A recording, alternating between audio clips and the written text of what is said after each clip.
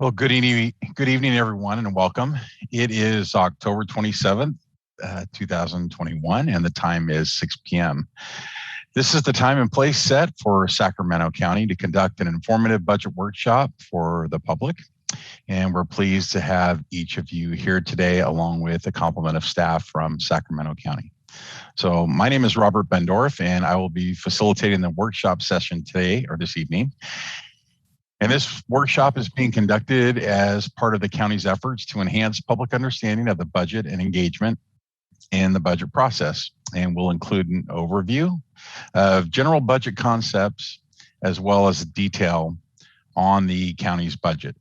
There will also be an opportunity for comments and questions from the public, and we'll go over those options in a few moments. But first, it's my pleasure to introduce to you Sacramento County's Executive Officer, Ann Edwards. Ann? Thank you, Robert. And for some reason, I apologize, I can't get my video to start. So I do apologize to all of you. But thank you, Robert, and welcome everyone. I'm so pleased to have everyone here. And it's really my pleasure to be here this evening to introduce Sacramento County's budget workshop. We're conducting this workshop as part of the county's plan to enhance public understanding and engagement in the county's budget leading up to the fiscal year 22-23 budget process. And as you will see from the presentation, the county's budget is very complex, and we hope this workshop helps provide you with information about our budget and budget process that is clear and transparent. We also want to hear from you, and there will be an opportunity for you to ask questions and make public comments at the end of the presentation. I will now turn it back over to Robert, who will explain how this is all going to work. And thank you again so much for joining us. Great, thank you. And before we go to the presentation, a few housekeeping items, and that focused on participation in this evening's workshop. So this workshop is being recorded and will be available on the county's website. And you can access it by going to the county's website at bdm.saccounty.net. That's B as in boy, D as in David, M as in Mary, .saccounty.net. And it will be available on the county's YouTube page, which can be accessed by going to that address I just provided. Again, bdm.saccounty.net. So your input is important as well as your questions. And so please submit, we ask that you would submit questions through the Q&A box, which you would find in your Zoom toolbar. And we will be prompt in responding back to those. However, if there is a high volume, we may be delayed in responding to those immediately. You can also email questions if you have them, or if it doesn't get answered this evening, at budget@saccounty.net. Again, the email address is budget@saccounty.net. And staff will get back to you as soon as possible. So another option is you can mail in comments or questions regarding the budget. And you can do that by sending a letter to Sacramento County, Attention Office of Budget and Debt Management. Again, that's Sacramento County, Attention Office of Budget and Debt Management, 700 H Street, Suite 7650, Sacramento, California, 95814. Now, we'll be providing the same information a little bit later after Amanda provides her presentation. But we will also, after the presentation, take a brief 5-minute break, which will begin the public comment period. We ask that you do, if you anticipate making comment during the workshop and during the public comment period, we would ask that you call in and get in the queue. And the number to do that is 916-875-2500. Again, 916-875-2500. Each caller will be asked to limit their comments to 2 minutes, and that process will be moderated by the clerk of the board for Sacramento County and myself.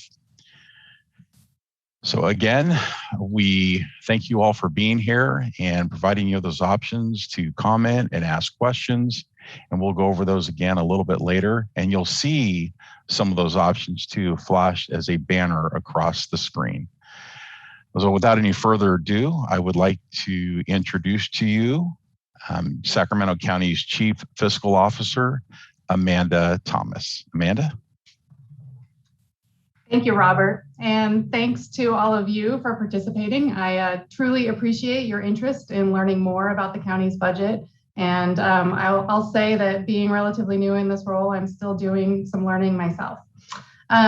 Before I jump into the presentation, I did want to let everyone know that we'll be doing some polling questions that will hopefully give you an opportunity to hopefully liven things up a little bit and give you an opportunity to sort of test your knowledge on the county's budget.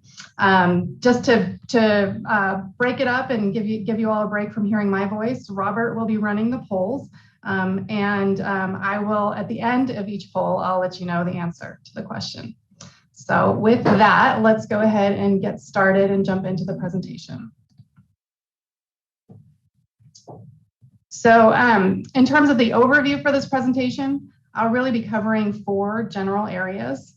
First, I'll go over some budget basics. Next, I'm going to let you know some of the ways that you can get more information about the county's budget. And after that, we'll take a closer look at the county's current adopted budget for fiscal year 2021-22. And finally, I'll talk about the budget process and timeline for next year's budget. So let's get started with some budget basics.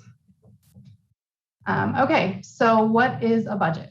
Well, at its most basic level, a budget is an annual spending plan, which considers all the sources of funding that will be available during the year and plans how that funding will be spent. For the county and other governments, the budget also provides the legal authority to actually spend money and limits the amount that can be spent for specific purposes. And finally, a budget can be used as a way to set policy direction, but really given the amount of work needed to prepare a budget under what's really already a very tight timeline, it's not a great process for developing policies. And it's probably more useful to view the budget as a policy implementation tool where it's used to implement policy decisions that have already been made. So for example, some organizations have strategic plans that span 5 to 10 years and provide the policy framework for each year's annual budget. While we don't have this in Sacramento County, we are undergoing a process this year to develop budget priorities that would be implemented in next year's budget, and I'll talk more about that later. So now I'm going to turn it over to Robert for our first question. So thank you. Our first polling question for this evening is, what 12-month period is covered by the county's budget? January 1st to December 31st, July 1st to June 30, October 1 to September 30, or don't know and maybe not sure. So the polling is now open, and you can participate in that poll by accessing it right off of your screen.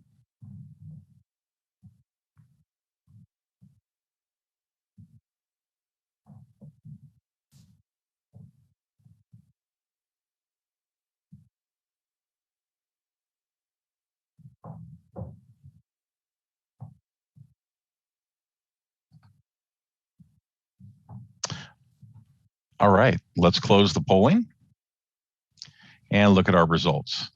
Amanda? Okay, Robert, well, they get 100%. 100% of the folks got the right answer, which is July 1st through June 30th.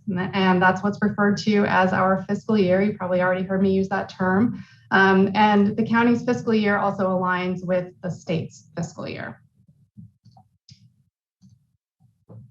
So let's turn now to look at some of the legal and policy framework for the county's budget, which basically means the rules that we have to follow in preparing and administering the budget. So the first important set of rules is the County Budget Act, which is a state law that defines how all county budgets are supposed to be structured and approved. When I said earlier that the budget provides the legal authority to spend money and limits how much can be spent, this law is where that comes from. The state controller's county budget guide is about 100 pages of detailed rules and requirements for implementing the County Budget Act, including instructions for certain schedules that are required to be included in the budget document. In addition to the County Budget Act, there are many other state and federal laws, rules, and contract provisions that impact the county's budget. Counties receive substantial funding from the state and federal governments, and rules for this funding include things like what we can or must spend certain money on and whether we need to provide a certain amount of local funding. These laws and rules are why we really only have discretion in spending a relatively small amount of local resources, which I will talk more about later. In addition to state and federal rules, the county has its own rules spelled out in the county charter and county code, including describing the responsibilities of county officials in the budget process. And finally, in addition to legal requirements, board policy direction is also taken into consideration in preparing the budget. For example, the board has adopted a general reserves policy that provides direction on how much money should be set aside in reserves during the budget each year. All right, that brings us to our next question. Robert? Thanks, Amanda. So polling question number 2. Who is responsible for recommending a budget to the Board of Supervisors? And you get one choice: each department director, the director of finance, the county executive, or the chief fiscal officer. And the polling is now open.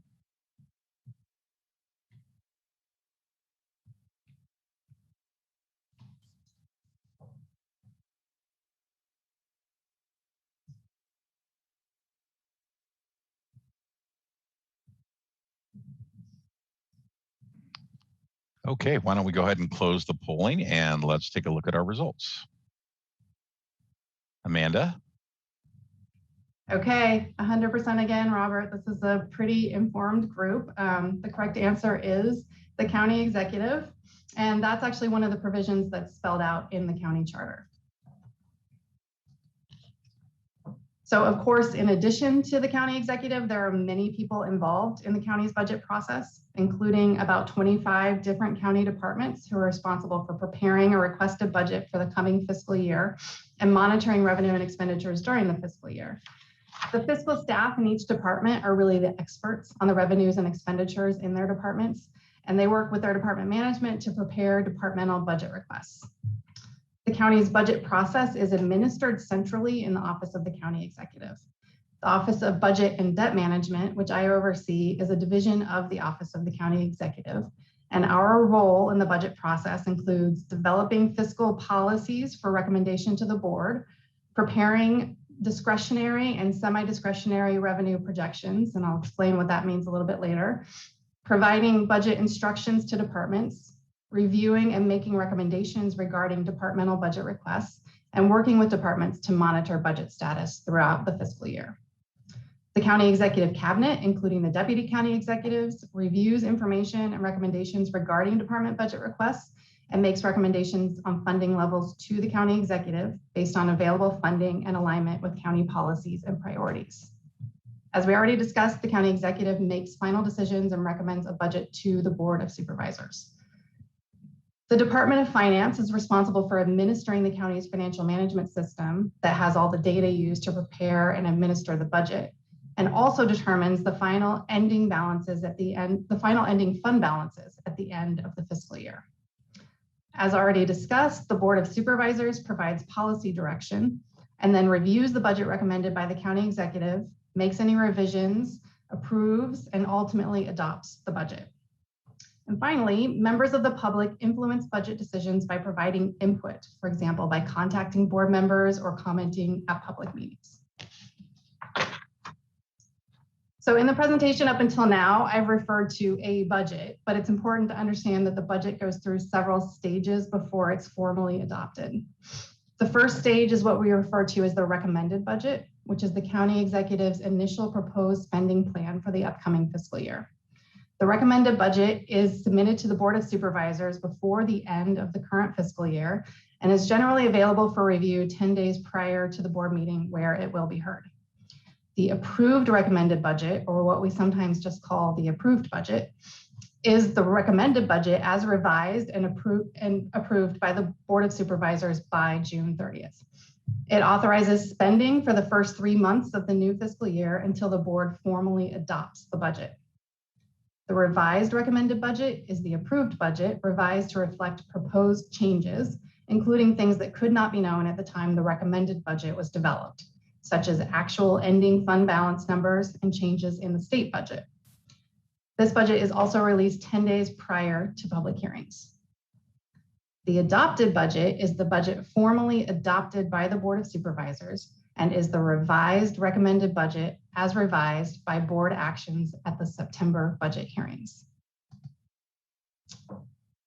Each budget is made up of a number of components, including the basic budget elements listed here.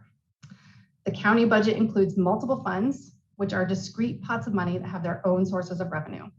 In accordance with the Budget Act, funds are categorized as either governmental or other fund types depending on purpose.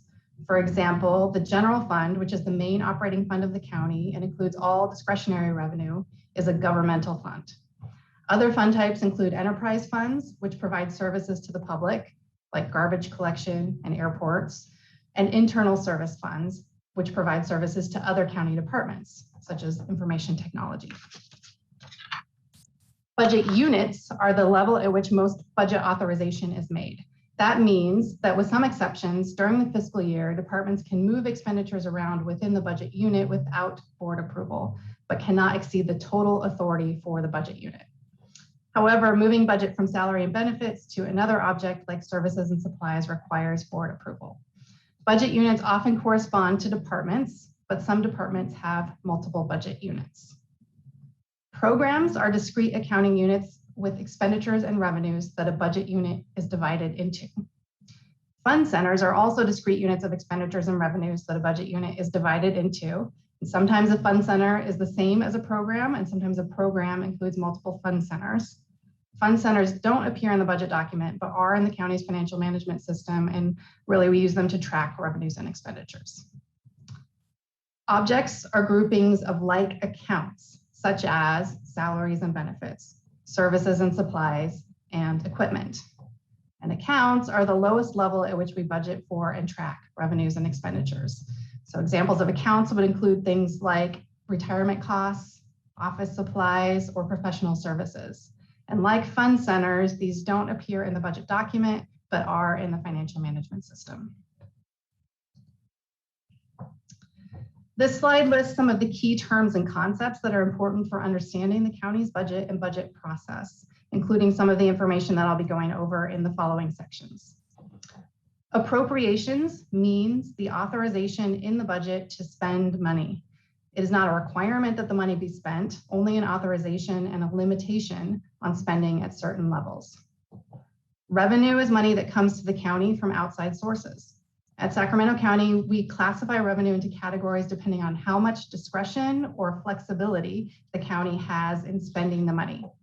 These categories are discretionary revenue, which is local revenue from things like property and sales tax that is not legally restricted in use. This is the money that technically can be spent on any public purpose. However, the service mandates and local funding requirements that I described earlier limit how much of this is truly discretionary. The second category is what we refer to as semi-discretionary revenue, which is 1991 and 2011 realignment revenue and Proposition 172 revenue. This is money that we get from the state for specific, but sometimes fairly broad purposes. So there is some discretion in how the money can be spent, which is why we call it semi-discretionary. So for example, Proposition 172 revenue comes from a statewide sales tax and must be used to fund public safety programs, but what amount is provided to which public safety programs is up to the county. The third category of revenue is categorical revenue, or what you will also see labeled as departmental revenue. And this is the revenue received by departments that must be spent on specific programs or services and includes much of the state and federal revenue that funds health and social services programs, as well as fee revenue paid by those who receive the services, like garbage collection or water service. Reimbursements mean money received or held by one part of the county's budget structure and then transferred to another part. An example is semi-discretionary revenue, which is received in a semi-discretionary restricted fund and then transferred to an operating budget unit in the general fund where it appears as a reimbursement. Appropriations that are funded by reimbursements are double counted in the total county budget. So once in the fund that receives the revenue, and then again in the operating budget where the money is spent. Net financing uses are total appropriations minus reimbursements and reflect what the total budget would be if there were no double counting of reimbursements. Net county cost is a term we use to refer to the use of discretionary resources in the general fund. So this is an allocation of discretionary revenue and general fund available fund balance to fund appropriations in a budget unit that are not otherwise funded with departmental revenue or semi-discretionary reimbursements. I'll talk about the next two, available fund balance and reserves, together. At the end of every fiscal year, each fund ends the year with a fund balance, which is unspent money that is carried over from the prior fiscal year. This fund balance can be divided into two parts: reserves, which is the part of fund balance set aside for a specific future use, and the available balance, which is the unreserved portion of fund balance that can actually be used to spend on programs and services in the next fiscal year. In the general fund, for example, the available fund balance has historically been an important source for balancing the budget. As I said, reserves are the portion of fund balance set aside for a future specific use, and they can be generally classified as either restricted, meaning there are legal constraints on what they can be spent on, or unrestricted, meaning the board has control over whether and how much to reserve. I'll also talk about the final three listed here together. Base, growth, and reductions are three key elements of a department's requested budget. Departments start by preparing a base budget, which is the budget year cost of current staffing and programs. In addition to the base budget, departments also submit additional growth requests, which are requests for new or enhanced programs above the base level. Sometimes these requests are funded by additional categorical revenue. In other cases, departments are requesting discretionary funding or semi-discretionary revenue funding for their growth requests. These are called unfunded requests. Total unfunded growth requests typically far exceed the discretionary or semi-discretionary resources available to fund those requests.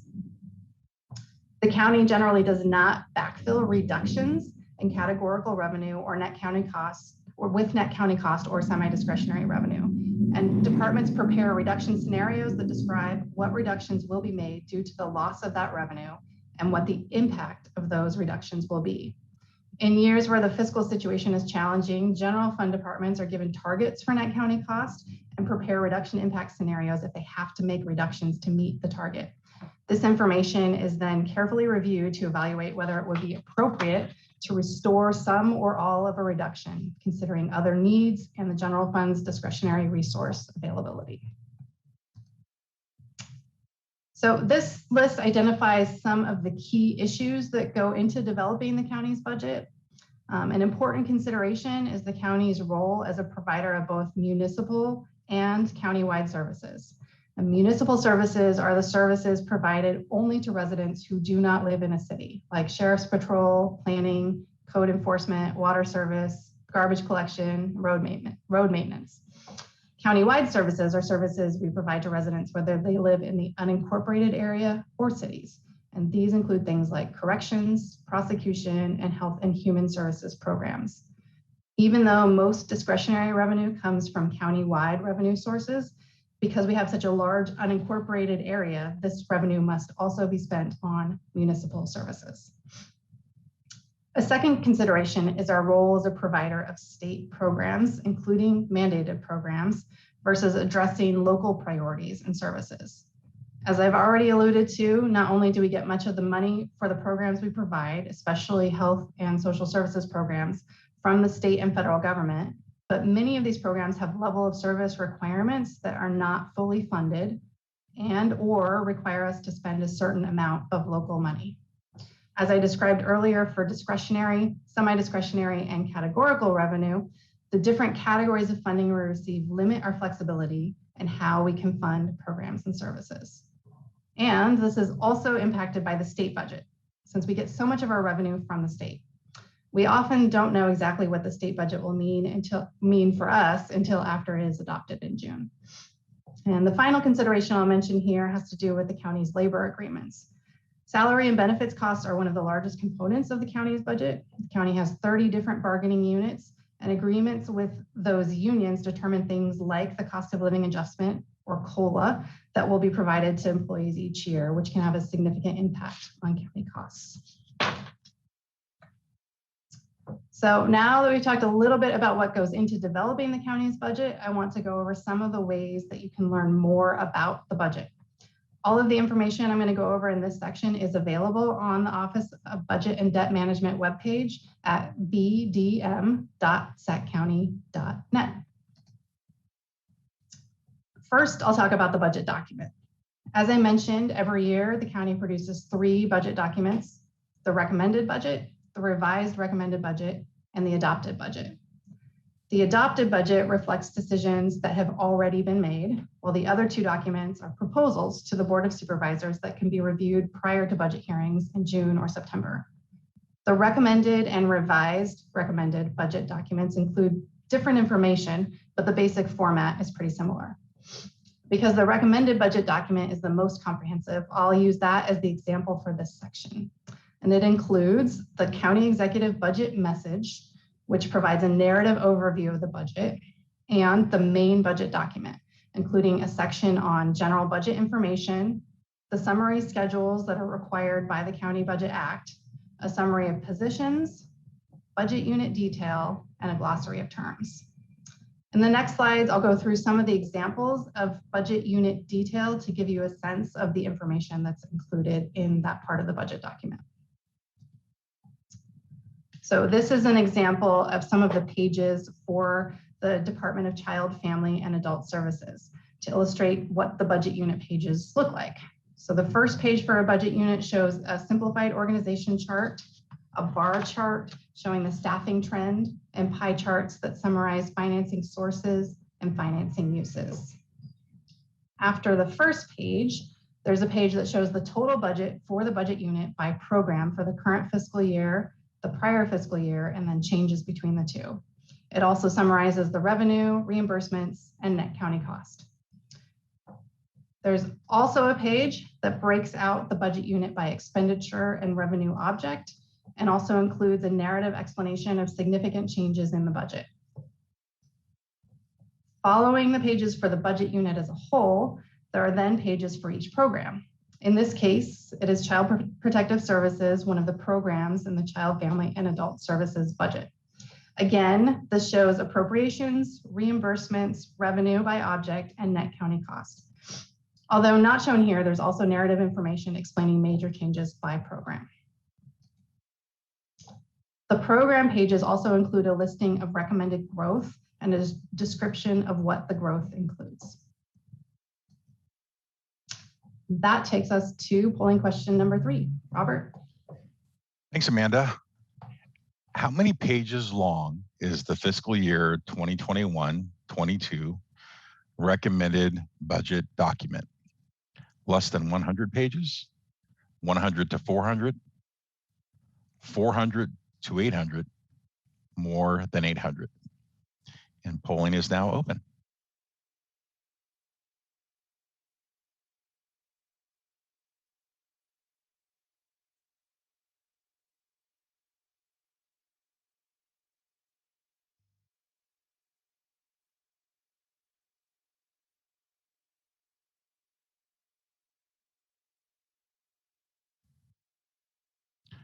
All right, let's go ahead and show the results. All right, Amanda. Okay, well, it wasn't 100% this time, but still, actually this time 0% got the correct answer. The majority was closer to the correct answer, but the correct answer is actually more than 800 pages, believe it or not. So at more than 800 pages, you can see that the budget document includes a wealth of detail. And if you have a specific question about a department or a program, it really is the place to go to find more information.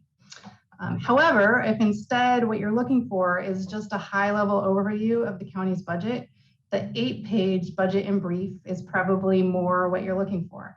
And this is a new document for us this fiscal year. And again, it is available on the Office of Budget and Debt Management webpage.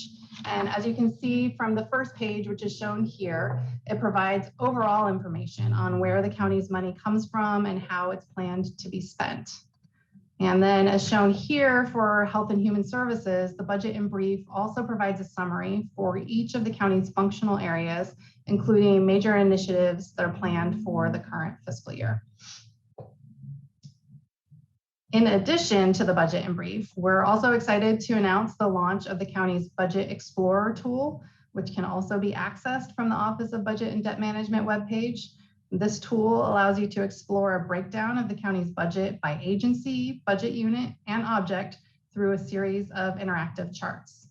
So once you click on the link from the Budget and Debt Management webpage, you will land on a page that looks like this. And from here, you'll click the link that's indicated by the red arrow, and that will take you to a chart showing the overall county budget.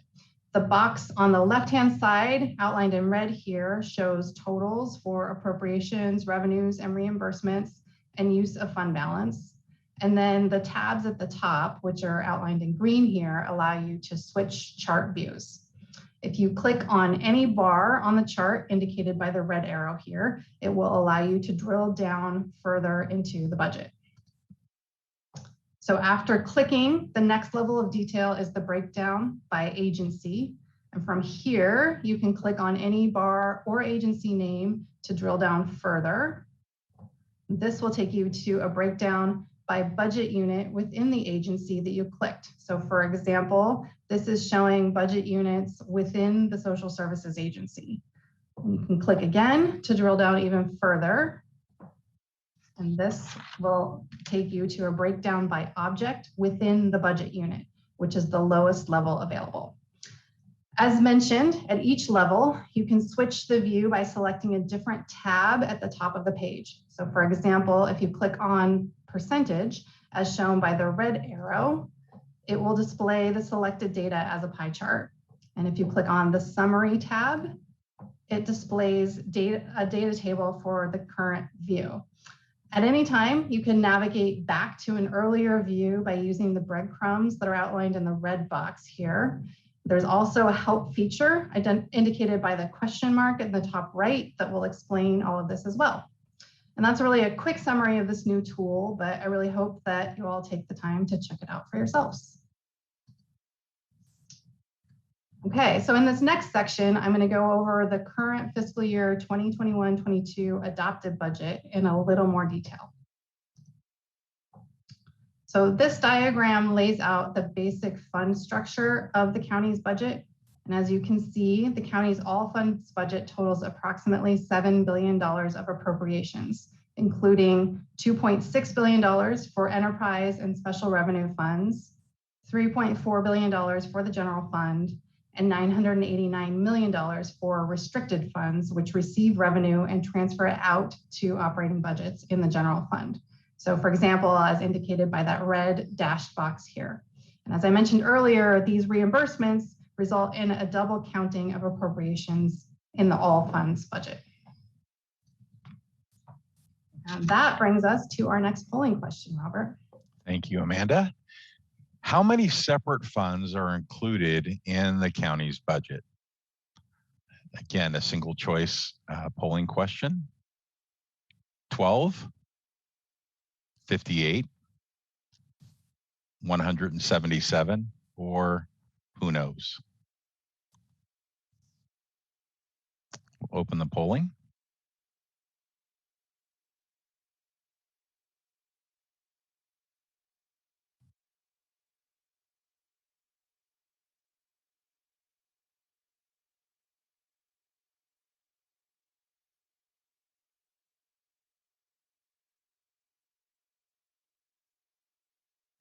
All right, why don't we go ahead and close the polling and show our results.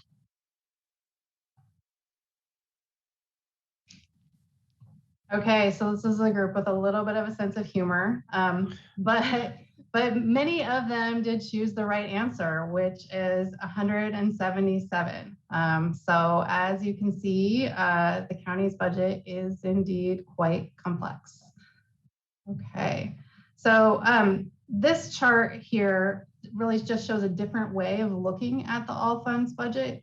And it shows that out of the $7 billion total appropriations budget, that about 5.1 billion of that, or 74%, is from operating budgets. About 1.3 billion, or 19%, are non-operating budgets. So this includes budgets like the restricted funds where the money is transferred to the operating budgets. And then 492 million, or 7%, is for the other budget types that are shown in that bar chart off to the right. Okay, Robert, we've got another polling question. All right, here goes. So which functional area has the largest operating budget in terms of total appropriations? Health and Human Services, Land Use, Development and Transportation, General Government and Support Services, Public Safety and Justice. And we'll open the polling.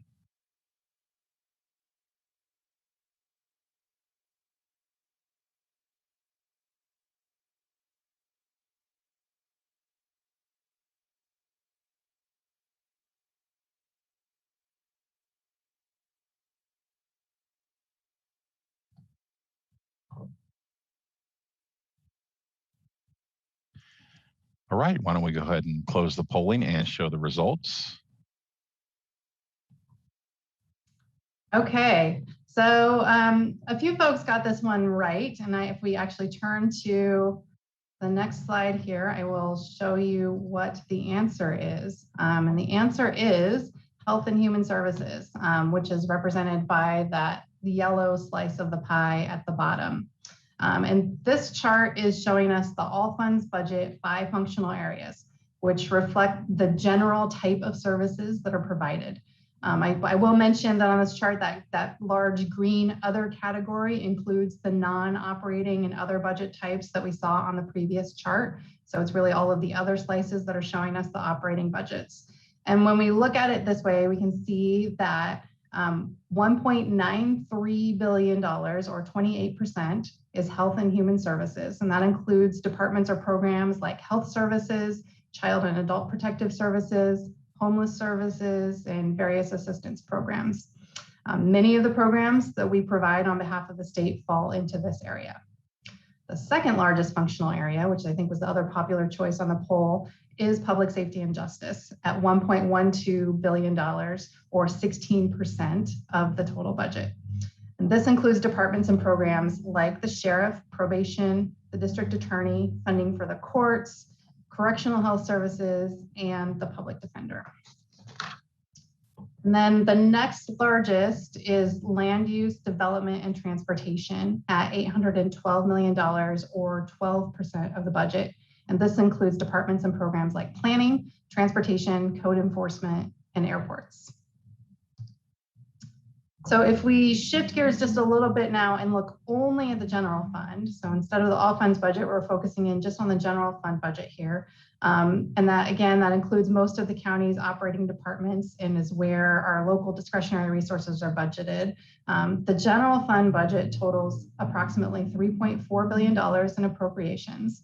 And you can see that while the total amount of funding for Health and Human Services is almost the same as in the all funds budget, so it's $1.89 billion in the general fund compared to $1.93 billion in the all funds. Health and Human Services programs represent 56% of the general fund budget compared to only 28% of the total county budget. And then similarly, the total amount of funding for Public Safety and Justice is almost the same in the general fund as it is in the all funds budget. But this functional area is 33% of the general fund budget compared to only 16% of the all funds budget.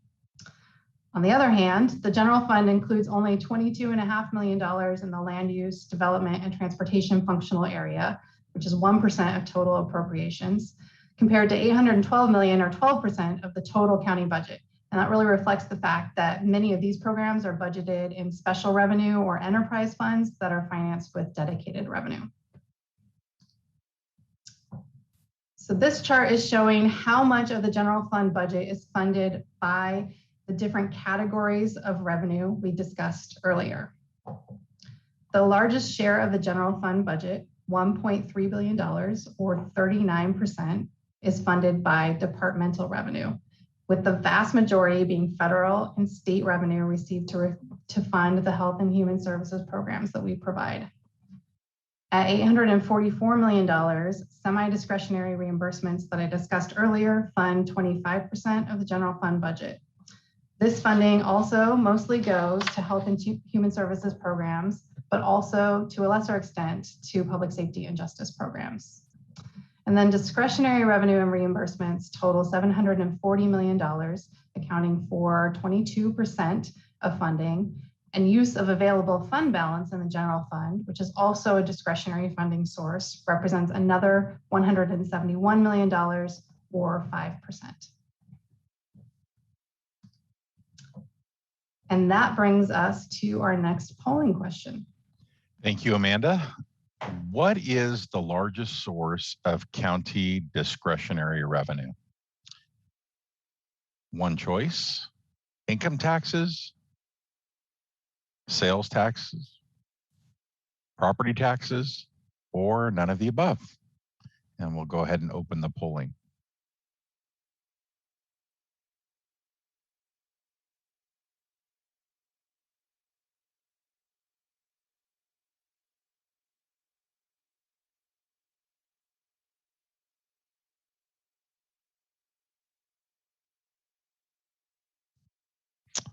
All right, why don't we go ahead and close the polling and show the results. Amanda? Okay, Robert, this group got it 100%. Well, we'll turn the page and show you the answer, which is that property taxes represent the largest percentage. So this chart is showing us the breakdown of discretionary revenues. Property taxes at $522 million are 70%, followed by sales tax at $102 million, or 14%. And then everything else totals to 16%, with no single source more than 5%. I won't spend too much time on this next chart, but it does show the various components that make up the semi-discretionary revenue. And as you can see, it's quite complicated, but there are three broad categories, which include Proposition 172 revenue, 1991 realignment revenue, and 2011 realignment revenue. So this slide is showing the funding sources for each functional area, with the categorical or departmental revenues represented by yellow, semi-discretionary reimbursements represented by green, and then the other reimbursements represented by blue, and finally net county cost, or that use of discretionary resources, represented by red. And looking at the first two, which really represent the bulk of general fund spending, you can see that in health and human services, 54% of the funding comes from categorical revenue, 30% from semi-discretionary reimbursements, and only 6% comes from net county cost. For public safety and justice, on the other hand, 56% of the funding comes from net county cost, 25% from semi-discretionary reimbursements, and 16% from categorical revenue like grants. It's important to note that the proportion of funding that comes to a functional area from the different sources is really in many ways a function of the programs in those areas. So many of the programs and services in the public safety and justice functional area have historically always been a local funding responsibility. In health and human services, on the other hand, the opposite is the case. So many of the services we provide in this area can be viewed as federal and state programs that counties administer, but that are largely funded with state and federal money. I'm going to shift gears a little bit here. We've been looking at charts that are showing budget data. This is showing us some actual data. And this table compares the actual net county costs, again, the use of discretionary resources, with actual discretionary revenue for each year since fiscal year 2016-17. And as you can see, in each year, except for the two most recent years, discretionary revenue exceeded net county costs, but by a relatively modest margin. In fiscal year 2019-20 and 2020-21, discretionary revenue exceeded net county cost by a wider margin, and that's really due largely to some one-time factors associated with the COVID-19 pandemic. So these included the pandemic relief funding received from the federal and state government, higher than normal position vacancy rates, and reduced assistance caseloads. The difference between actual net county cost and discretionary revenue determines the general fund's ending fund balance. So this slide shows the recent history of that fund balance split between restricted reserves, unrestricted reserves, and then the unreserved or available balance. And as you can see, again, up until fiscal year 2018-19, that balance was growing at a fairly modest rate. In fiscal year 2019-20 and 2021, for the reasons discussed previously, the county saw a substantial increase in available fund balance.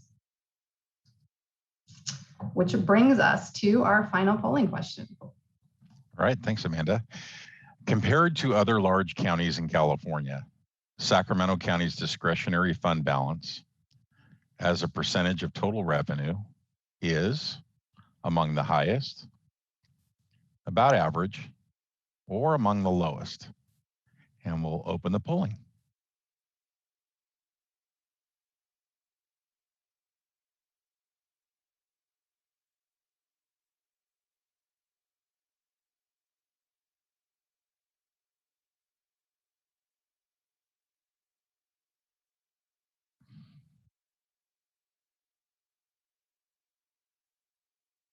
All right, let's close the polling and look at our results.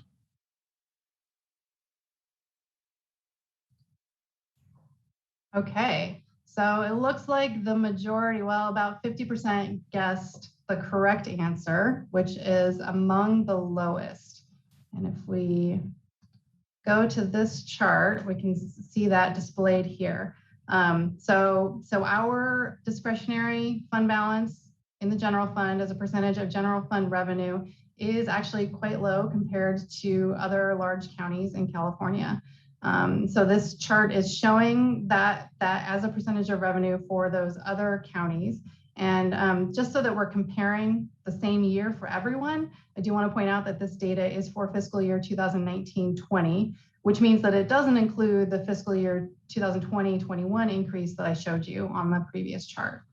As you can see, though, as of June 30th, 2020, our general fund ending discretionary balance was at about 7% of revenues, while comparable counties range from a low of 9% to a high of 78%, with an average of about 33%. So maintaining an adequate general fund balance is a critical factor in ensuring fiscal sustainability, because fund balance can be used to cushion the impact of economic downturns when revenues decline, often at the same time that service needs and costs increase. But beyond simply comparing to peer counties, another way to determine what a healthy fund balance should be is to look at best practices. So the Government Finance Officers Association recommends that local government general funds maintain a discretionary fund balance that is at least equal to 2 months or 16.6% of annual revenue. Over the long term, increasing our fund balance to an industry best practice level would be accomplished by setting aside more money in reserves during the budget process. Here I've listed some of the key factors impacting this year's budget and the outlook for next year's budget. So looking at the county's discretionary revenues, despite initial concerns about the potential negative impact of the COVID-19 pandemic on discretionary revenue sources, particularly sales taxes, the county's discretionary revenues have largely held up. In fact, one-time factors related to the pandemic, including stimulus payments, enhanced unemployment benefits, and a shift in the way people have spent money during and after the lifting of restrictions, may be contributing to higher than normal sales tax revenues.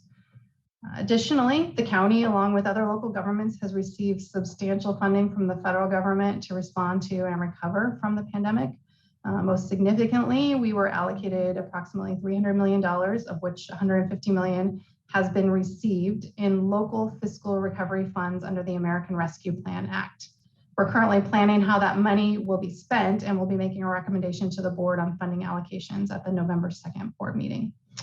This spending is not currently reflected in the fiscal year 21-22 budget, but it is expected to be included in budget adjustments this year and in next year's budget. Use of fund balance and one-time revenue is an important factor. You may recall from an earlier slide that about $171 million of general fund appropriations are funded with available fund balance, which is considered a one-time funding source. So that means once it's spent, it's not available for future year expenditures. And ongoing expenditures funded with one-time sources like fund balance are only sustainable to the extent that additional future year revenues become available. Given the amount of one-time funding in the fiscal year 2021-22 budget, this will be a challenge for us in fiscal year 2022-23. The county has a number of legal obligations that result in the need to spend money, but one of the most significant of these is the May's Consent Decree, which is an agreement to resolve a lawsuit concerning conditions of confinement in the county's jails. The fiscal year 2021-22 budget includes over $40 million in expenditures related to the May's Consent Decree, and significant increases are expected in future years. The county also faces potentially significant legal exposure in other ongoing cases. And I've already mentioned the county's labor agreements have a significant impact on the county's budget. I'll just say that historically, these agreements have been tied to the Consumer Price Index. While agreements impacting the fiscal year 2022-23 budget are yet to be negotiated, the Consumer Price Index in recent months has been very high at over 5%. The county has a backlog of capital and maintenance spending needs for buildings, roads, libraries, and regional parks, with hundreds of millions of dollars in unfunded project needs. And as discussed previously, discretionary reserves are critical for the county's ability to continue funding programs during future economic downturns. While progress was made in enhancing reserves in the fiscal year 2021-22 budget, they remain below targets established by county policy and best practices for local governments. And this is going to be an important consideration for us in future budgets. So in this final section, I'll go over some information related to the budget process and specifically the timeline for the upcoming fiscal year 2022-23 budget. So as you'll see from this timeline, preparing the county's budget is really a year-long process that moves on a pretty tight time frame in order to gather and analyze all the required information, make decisions, and prepare documents to meet the deadlines imposed by the County Budget Act. Right now, internal services departments and the Office of Budget and Debt Management are in the process of preparing the allocated cost plan, which determines internal services charges for county departments. Some other key dates in the current timeframe include today's public budget workshop and a planned board hearing in December to recommend budget priorities for fiscal year 2022-23, which I will discuss more in a few slides. And in January, budget instructions will be issued to the departments, and they will begin work on budget requests. In February, we'll prepare semi-discretionary revenue estimates for the budget year, and requested budgets will be due from departments. And then in March, we'll bring the second quarter fiscal review to the board, along with any recommended current year budget adjustments. And we'll also prepare discretionary revenue estimates for the fiscal year 22-23 budget year. In April, the executive cabinet will make recommendations to the county executive, and the county executive will decide on growth requests, program reductions, and net county cost funding levels for different departments. In May, departments submit revised budgets if needed due to the county executive's decisions. We write the county executive's budget message, complete preparation of the recommended budget document, and send it to the printer. The recommended budget is provided to the board and released to the public at the very end of May. And then hearings on the recommended budget are held in June, and the budget is approved by the board. In July, after the end of the fiscal year, the Department of Finance determines what the actual unaudited fund balances are for the various county funds. Departments also submit requests for revisions to the approved recommended budget, and we revise our discretionary and semi-discretionary estimates for the budget year. In August, the county executive cabinet and county executive make decisions on departments' requested revisions to the approved budget. Departments revise their budgets accordingly, and the revised recommended budget document is finalized and sent to the printer. And at the very end of August, the revised recommended budget is provided to the board and public. Finally, in September, the board holds hearings on the revised recommended budget and adopts the budget. And then the budget process for the next fiscal year starts all over again. So as you can see, it truly is a year-long process. I mentioned earlier that we will be recommending budget priorities to the board in early December, and I wanted to talk a little bit more about the process to gather input leading up to that. So over the last several months, county departments conducted outreach with the county's advisory boards and commissions, on which almost 600 people serve, to get their input on priorities for the county's budget. And we received responses representing 59 boards and commissions with nearly 300 distinct issues or priorities identified. Some of the key themes, however, that emerged from the responses submitted include homeless encampments and affordable housing, health and human services, mental health and alcohol drug services, parks and recreation, and transportation, including road maintenance. Starting this week, a survey of a representative random sample of county residents is currently being conducted by a professional public opinion research firm hired by the county. And the questions to that survey incorporate themes from earlier outreach. The results of this survey should be available in late November and will help us determine the issues and priorities that are important to county residents, which will help shape recommended budget priorities for the board to consider in advance of budget instructions being issued to departments in January. While this date is subject to change, we anticipate the recommended budget priorities to be presented at the board meeting on December 8th. This slide shows the key dates for the upcoming budget process. I've already mentioned these on earlier slides, but I thought it would be helpful to put them all in one place for reference. And again, just please note that the dates are subject to change. And then finally, this slide shows where you can go to get more information or get more involved. As Robert mentioned, this recorded presentation will be available on the county's YouTube page. And of course, you can email budget@saccounty.net with any questions you may have or input you would like to provide. We've already talked about the information available on the budget and debt management webpage. And this slide also includes links with information on the county's advisory boards, contacting your county supervisor, and signing up to receive information about the county's budget. In order to access these hyperlinks, please download the presentation on the budget and debt management webpage, which again is bdm.saccounty, or sorry, at saccounty.net or .saccounty.net. And that concludes my presentation.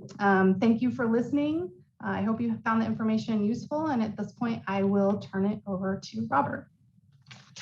Great. Thank you, Amanda. So as I promised earlier, we are going to take a 5-minute break. But before we do that, we just want to remind folks again, it'll be similar to what Amanda just reminded you of, but there are several ways to comment, submit questions, or ask questions related to today's presentation. And everyone can choose from one of the following options.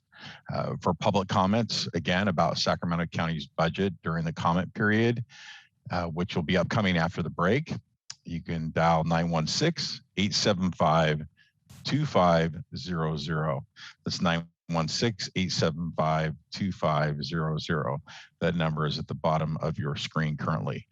The calls will be moderated by the clerk of the board and taken in the order they're received, and each caller will be asked to limit their comments to 2 minutes. We will try and get to as many comments as we can. If we don't get to your comments or if you have questions, we'd still like to hear from you. So you can, again, email budget@saccounty.net with a comment or question, or you can mail in a comment or question to Sacramento County, attention Office of Budget and Debt Management. And that address is 700 H Street, Suite 7650, Sacramento, California, 95814. Again, the email is saccounty or budget@saccounty.net. I apologize. Budget@saccounty.net. All right, thank you. We'll go ahead and begin our 5-minute break, and we will return at 7:05. Thank you.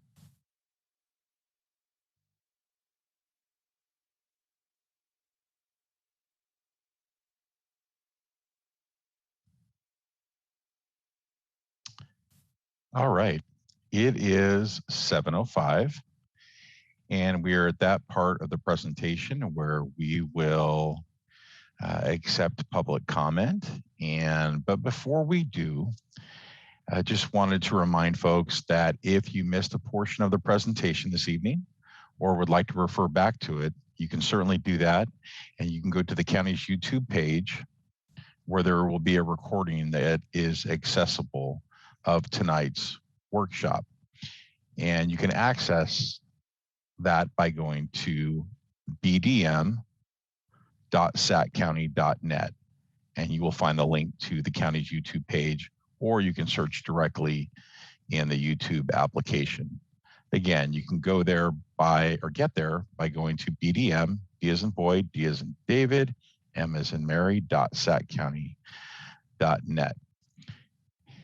And also as a reminder, there are several ways that folks can have opportunities to comment on the county's budget throughout the course of the year, from mid-year budget presentations to budget workshops that are held with the Board of Supervisors, the proposed budget or recommended budget, if you will, and then of course the final budget.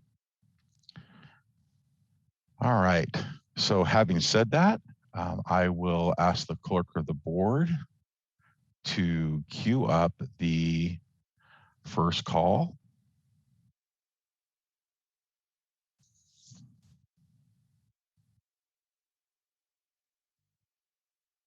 This is Alma from the clerk of the board's office. We do not have any verbal comments. Okay. So no public comments currently. I will look to Amanda and Ann to see if they have any closing comments for the evening. But on behalf of me, before we go, I would certainly like to say thank you to everyone that participated, not only in the workshop, but also in the polling questions, but also that submitted questions in our Q&A area. We really appreciate your involvement in Sacramento County's budget process. So I will now turn over to Amanda or Ann for any closing comments. Hi, this is Ann. I'm glad I got my camera working. I really want to just thank everyone for joining us and participating. I certainly hope you found this information helpful, and I encourage you to visit the sites that were mentioned regarding ways to provide additional input, ask additional questions. And I do know that there were some questions that were not able to answer in the chat, but we will get to those and post them so that you get your answers. And again, thank you so very much for joining us and participating. Great. Thank you, Ann, very much. And again, thanks to everyone here, all the staff, our great interpreters that did a phenomenal job this evening, and everyone else, and of course, the public. Thanks again, and we enjoyed you being here. Thanks, everybody. Bye-bye.